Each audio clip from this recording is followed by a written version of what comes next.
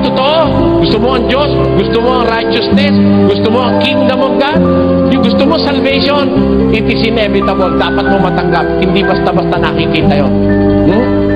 Mahirap hanapin yun. Wala sa dagat, wala sa kalaliman, wala sa lupain ng may buhay, wala sa mga ibon sa impapawid, hindi nila alam. Nalalaman ng Diyos ang dako niyaon. Alam ng Diyos kung asan yun. Kaya para makita mo yon, sumangguni ka sa Diyos. Anong gusto ng Diyos? Bumalik kayo sa aking sawayin. Ibubuhos ko ang aking espiritu at ipakikilala ko sa inyo ang aking salita. Turn ye at my reproof, and behold, I will pour out my spirit unto you, and I will make known my words unto you.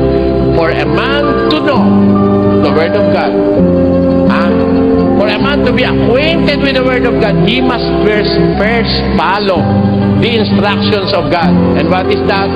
Turn ye at my reproof. Tumigil ka sa paglalasing. Tumigil ka sa pagnanakaw. Tumigil ka sa panluloko ng asawa mo. Tumigil ka sa pagtataksil mo. Pagka natigil na, saka ka magbasa ng Biblia, makikita mo. Sabi ng Diyos, I will pour out my spirit unto you, and I will make known my words